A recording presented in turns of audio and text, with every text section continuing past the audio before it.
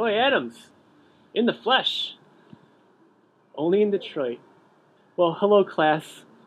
You're in Detroit, as you could see, and today we're going to talk about different camera settings or camera modes. The buzzword for the day today is PASM, P-A-S-M. That stands for Program Mode, Aperture Priority, Shutter Priority, and Manual Mode.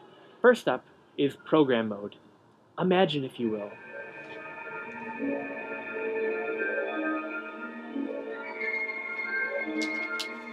you are walking down a path, and suddenly you come to a fork in the road.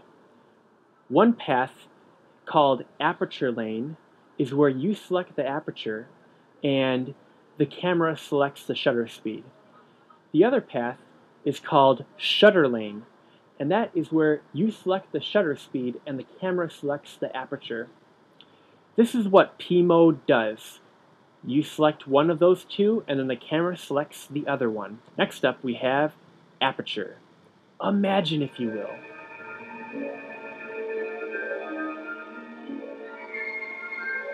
class, imagine, if you will, your own eye. Yes, we've all seen them in the mirror, our eyes. You walk into a dark room, what does the pupil, the black part of your eye, do? It gets bigger. And that's because your eye is trying to let in more light by increasing the size of the pupil.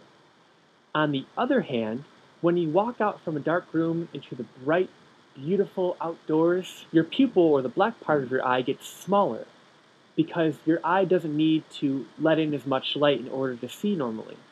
Our cameras do a very similar thing with the aperture.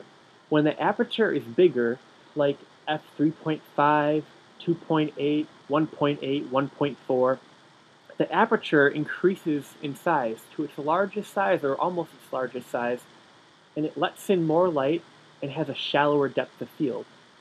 Our camera lenses do a very similar thing with aperture as well, where when you have a narrower aperture, like f16, f22, f32, you let in less light and you have a farther depth of field. When you use aperture priority, that is when you set the aperture and your camera sets the rest. Next up, we have shutter speed. Imagine, if you will,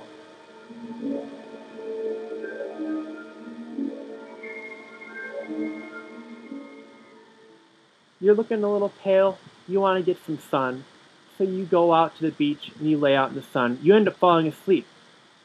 A while later you wake up and you look, and head to toe, you are sunburned. Why is that? That's because you were out in the light for too long. A very similar thing happens with shutter speed. When you have a slower shutter speed, like 1/13 of a second, you let in more light, and you also have blurred motion.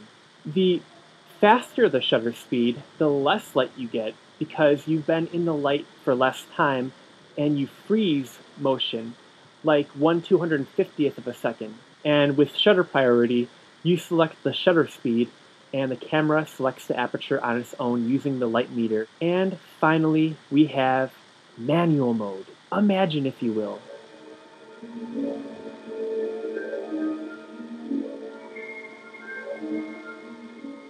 imagine, if you would, an Olympic game. The game is over and they're going to hand out the medals afterwards for the medal awarding ceremony.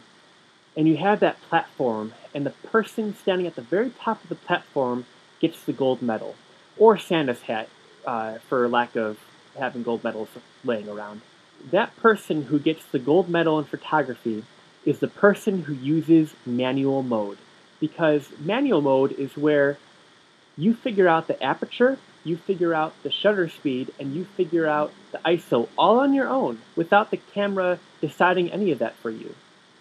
That is what I want you people to do in class, because once you can shoot in manual mode, you pretty much know how to properly expose a picture. Alright kids, get out there, take some good pictures.